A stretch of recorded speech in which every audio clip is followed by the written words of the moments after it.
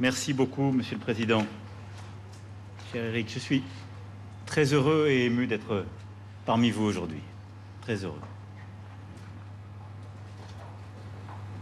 Mesdames, Messieurs les ministres, Mesdames, Messieurs les parlementaires, Monsieur le Président du Conseil régional Centre-Val de Loire, Monsieur le Président du Conseil départemental du Loiret, Mesdames et Messieurs les maires, Monsieur le maire de Pithiviers, Messieurs les présidents du CRIF, si j'ose dire, Mesdames et Messieurs les représentants des cultes, Monsieur le Président du Mémorial de la Shoah, Monsieur le Président de la SNCF, cher Monsieur Farandou, cher Guillaume Pépi, Madame et Monsieur Klarsfeld, chers rescapés, témoins, enfants cachés, résistants et justes parmi les nations, chers amis, Mesdames et Messieurs. Le 16 juillet 1942, il était 4 ou 5 heures du matin lorsque des policiers français se mirent à frapper aux portes de foyers du Marais, de Montmartre, de Belleville et de Ménilmontant, de Nanterre, de Clichy. Des milliers de familles basculèrent alors en plein cauchemar, simplement parce qu'elles étaient juives. Sur des paliers encombrés de jouets d'enfants, face à des portes que personne ne fermait à clé, les policiers n'eurent besoin que d'une arme, des listes d'hommes, de femmes, d'enfants, dont le seul tort était d'être juifs, et qu'ils embarquèrent dans ces bus de la honte qui furent le prélude au train de la mort. 5 jours durant, le Vélodrome d'hiver se transforma en premier cercle de l'enfer. Et dans cette antichambre des camps, devant leur geôlier en képi, des familles françaises se chuchotaient des mots en yiddish pour se rassurer, en se disant que la France ne ferait jamais cela, ne pouvait pas faire cela. Pourtant, la France le fit, l'État français le fit. L'État français parqua ses familles, les retrancha dans des camps d'internement à Drancy, à Beaune-la-Rolande ou ici à Pithiviers, avant de les déporter dans des camps d'extermination où, dans leur immense majorité, ils furent aussitôt assassinés dans les chambres à gaz. Une gare comme celle-ci, où nous nous retrouvons aujourd'hui, entre une mairie et un clocher, la France en compte des milliers. Mais il y a 80 ans, les 14 convois de la mort qui sont partis de cette gare ou sont passés par cette gare en ont modifié le visage à jamais. C'était le 25 et 28 juin 1942, le 17 et le 31 juillet, le 3, le 5, le 7 août, puis les 6 convois du 17 au 28 août avec leurs milliers d'enfants qui transitèrent d'abord par Drancy, et le dernier, le 21 septembre. Tout au long de l'été 1942, Pithiviers devint ainsi, avec Beaune-la-Rolande, non loin, une plaque tournante de la Shoah. Chacune de ces 2 villes, avec leur camp d'internement où affluaient les Juifs raflés dans toute l'Île-de-France, le Cher, le Loiret, la Bourgogne, entrèrent cet été-là, cet été de sang, dans la tragédie de l'histoire. Depuis Pithiviers, on déporta d'abord les hommes, puis les hommes et les grands adolescents, puis des femmes qu'on arracha à leurs enfants. Déjà orphelins sans le savoir encore, ces derniers restèrent seuls pendant des semaines, tondus, hagards, entassés dans des baraquements de tôle, recroquevillés sur de la paille rongée par la vermine, avant d'être poussés à leur tour sur les rails d'Auschwitz. Pas un seul d'entre eux n'est revenu. Ni Annette, ni Serge, ni Sarah, ni Henriette. Ni Raymond qui, à 3 ans, parlait déjà comme un petit homme en déclarant à qui voulait l'entendre qu'il allait partir tout seul pour rejoindre sa mère qu'on lui avait prise. Cette gare, qui fut un lieu de deuil, d'horreur, nous en faisons aujourd'hui un lieu de mémoire. Pour honorer le souvenir des 16 000 Juifs, dont 4 700 enfants, qui furent internés de 1941 à 1943 à Beaune-la-Rolande et à Pithiviers. Et avec eux tous les Juifs, français et étrangers, qui furent victimes de l'Allemagne nazie et de la France de Vichy. Je veux répéter ici les mots du président Chirac prononcés le 16 juillet 1995. Ces heures noires souillent à jamais notre histoire. La France, ce jour-là, accomplissait l'irréparable. Reconnaissance, ensuite, constamment confirmée par tous ses successeurs. Oui, agissant au nom de la France, trahissant l'esprit et l'espoir de la République, l'État français de Pétain, Laval, de Bousquet, d'Arquier de Pellepoix, l'État français manqua de manière délibérée à tous les devoirs de la patrie des Lumières et des droits de l'homme. Car pas un seul soldat de l'Allemagne nazie ne prit part à la rafle des 16 et 17 juillet 1942.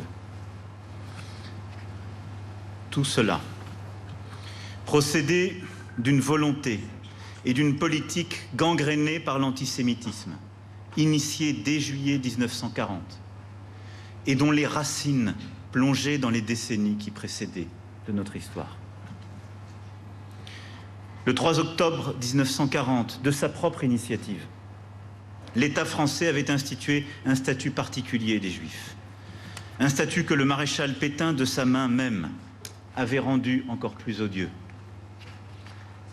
Après la rafle du Veldiv, l'État français persista avec la livraison aux Allemands en zone occupée de 10 000 Juifs étrangers de la zone libre, qui étaient internés dans les camps d'Emile, de Gurs, de Rivesaltes, du Vernet, de Noé et du Recébédou, ou arrêtés lors de la grande rafle du 26 août dans les 40 départements de la zone contrôlée directement par les hommes de Vichy.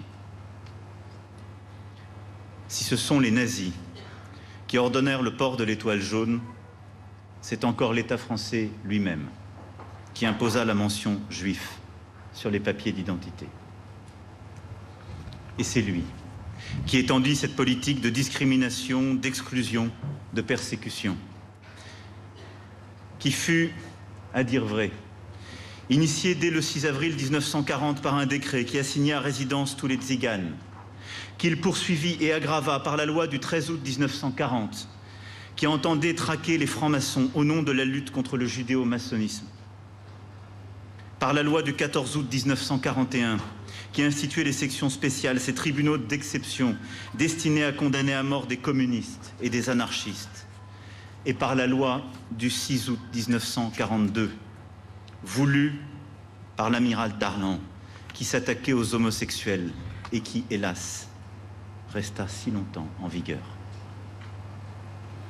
Cette politique de persécution s'inscrivait dans un dessein pensé et conçu comme tel par les dirigeants de Vichy.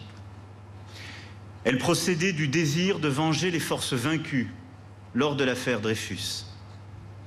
Il leur fallait effacer la République, incarnation d'une nation édifiée sur 2 millénaires, héritière de 1789, pionnière des droits de l'homme. Ils voulaient éradiquer ce régime qui avait reconnu l'innocence du capitaine Dreyfus et tout ce qu'il emportait avec lui.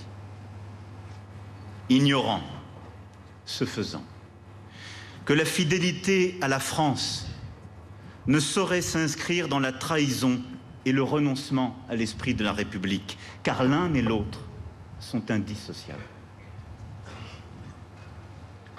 La France de Vichy venait de loin, insidieusement. Et en quelques mois, elle a éteint les lumières, sali les couleurs, trahi les valeurs de notre nation. La responsabilité de la France y était engagée, pour le pire. Mais si la France s'est trahie elle-même à travers ce régime, parce qu'elle avait renoncé à ce qui lui est inséparable, la République, l'humanisme, ce n'était pas là toute la France, ce n'était pas là toute la République, même pas la République du tout. La République et l'esprit de la France n'étaient pas à Vichy, pas à Paris, pas à Drancy. La République vivait encore, et avec elle l'esprit de la nation.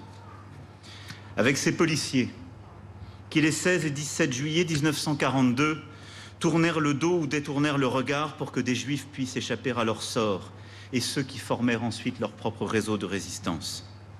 Elle vivait sous la plume du cardinal Saliège, écrivant publiquement dès le 23 août 1942 « Les Juifs sont des hommes, les Juifs sont des femmes.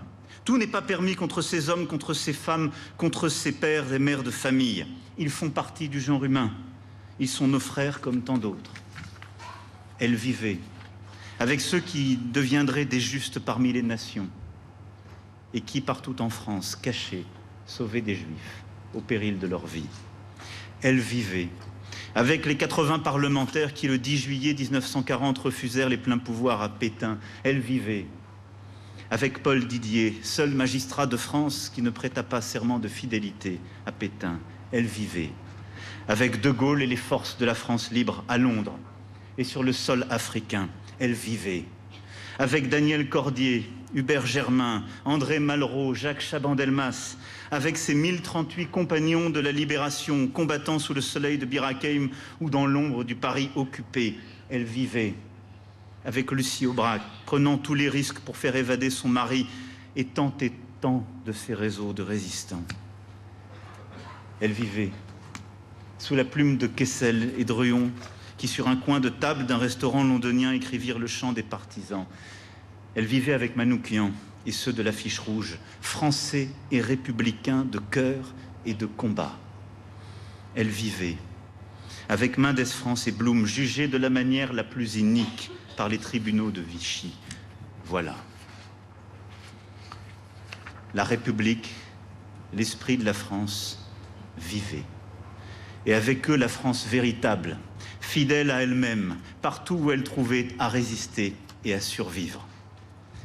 Émanation de l'esprit français, transmis de génération en génération, instruite par 2000 ans d'histoire de notre pays, aboutissement d'un long cheminement, elle vivait, et avec elle, la grande aspiration de la nation initiée en 1789.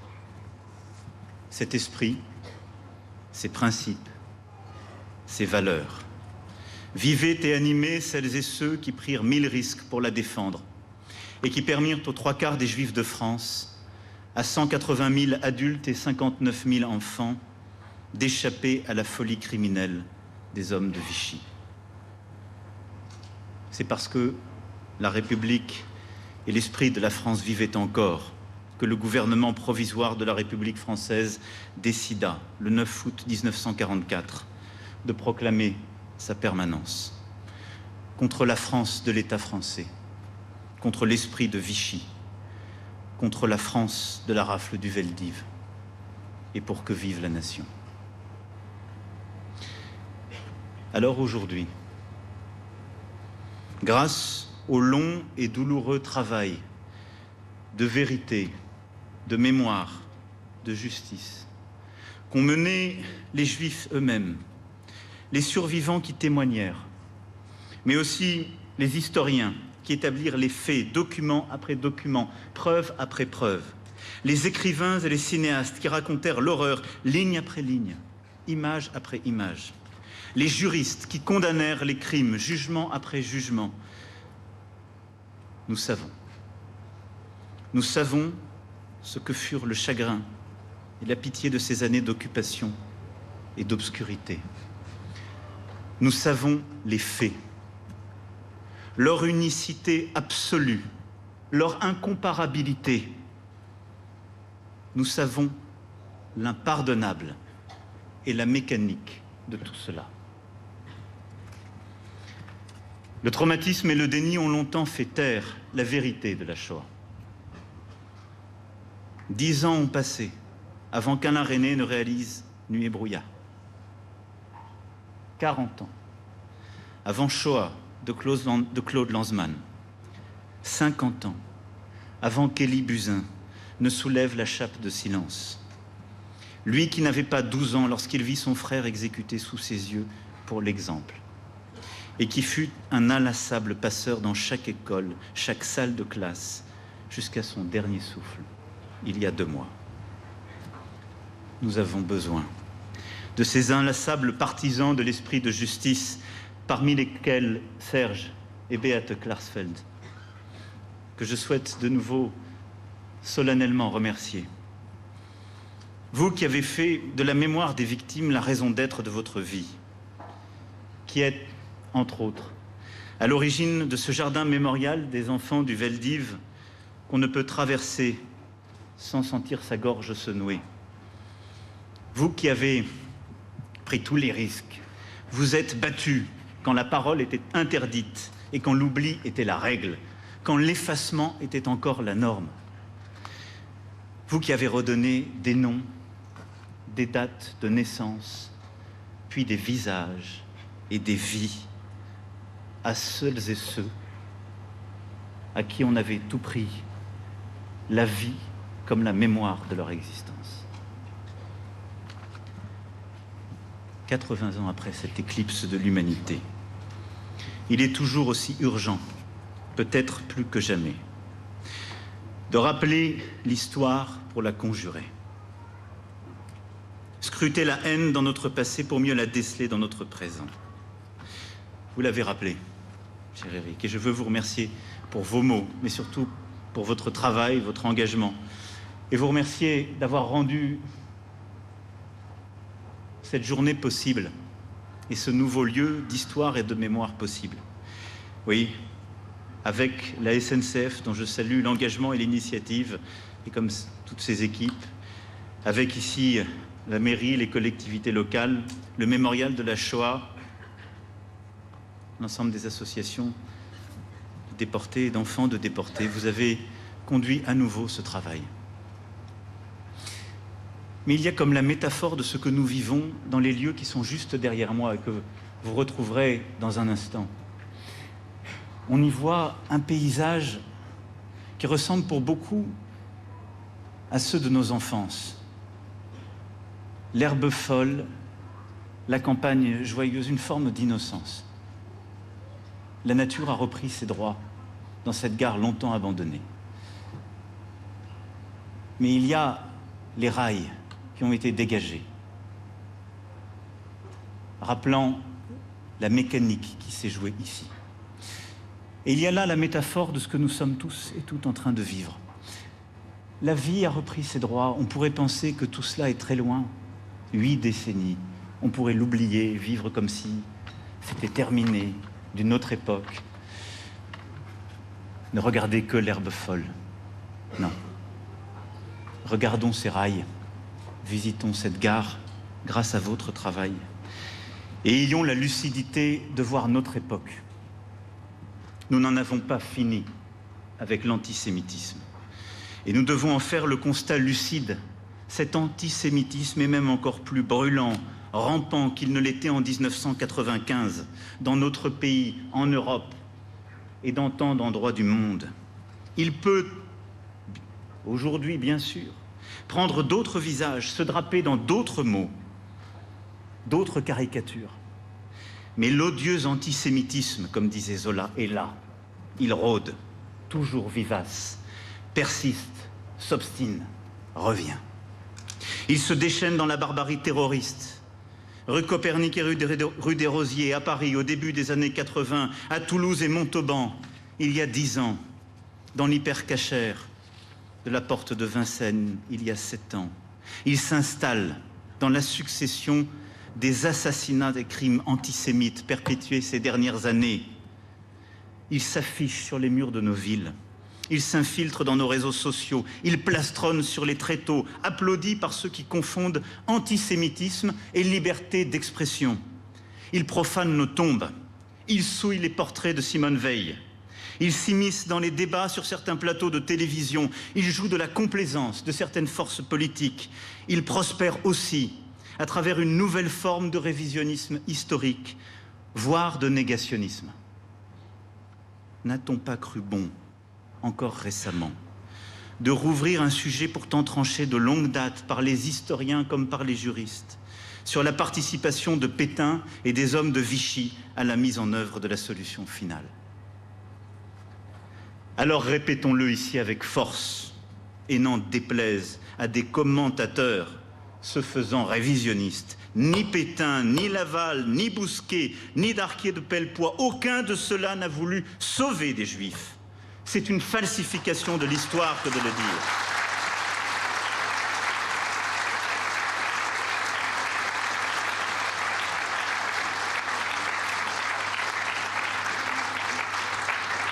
Et ceux qui s'adonnent à ces mensonges ont pour projet de détruire la République et partant à nouveau l'unité de la nation.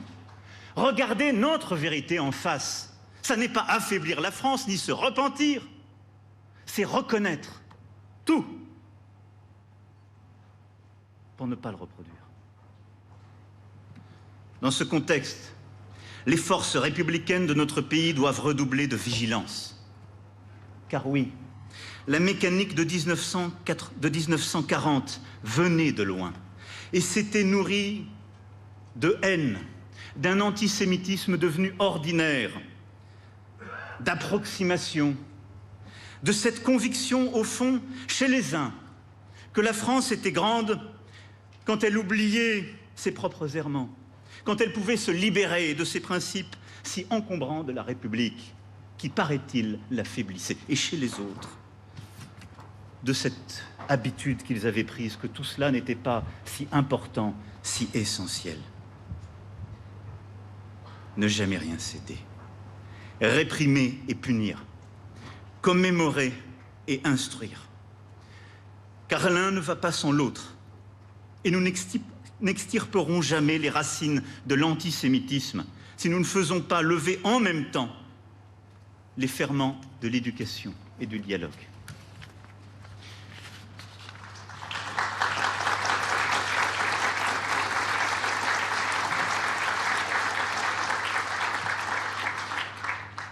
Il y a 8 décennies, la France de Vichy trahissait ses enfants en livrant des milliers d'entre eux à leurs bourreaux.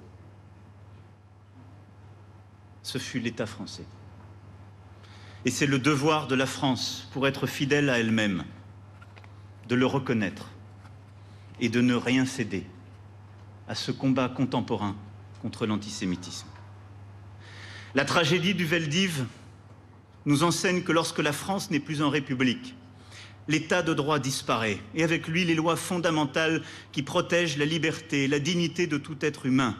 Quand la République est en exil, la nation se perd et se trahit elle-même. Car la nation et la République sont un bloc qui fait la France.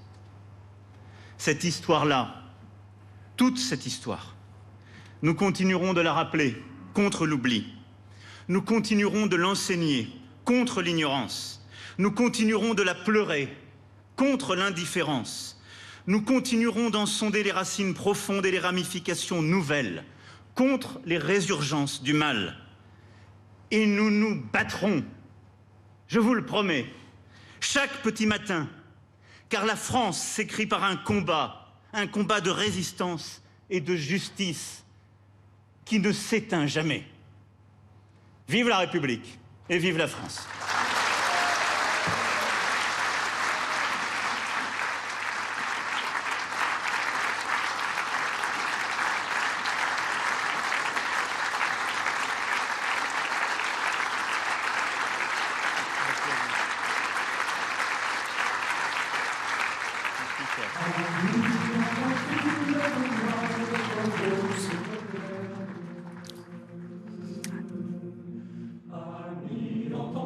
Ces cris sourds du pays qu'on enchaîne. Oh, les partisans, ouvriers, paysans, c'est l'alarme. Ce soir, l'ennemi connaîtra le prix du sang et des larmes. Montez de collines, camarades. Sortez de la paille, les fusils, la mitraille, les grenades. Oh, et les tueurs à la balle et au couteau, tuez vite. Oh, et saboteur, attention à ton fardeau, dynamite. C'est nous qui brisons les barreaux des prisons pour nos frères. La haine à nos trousses, c'est la faim qui nous pousse la misère. Il y a des pays où les gens prennent les lits, font les rêves. Ici, nous battons, nous on marche et nous on tue, nous on crève. Ici, chacun sait ce qu'il veut, ce qu'il fait quand il passe. Ami, si tu tombes, un ami sort de l'ombre à ta place. Demain, du sang-moi séchera au grand soleil sur les routes. Sifflez, compagnons, dans la nuit, la liberté nous écoute.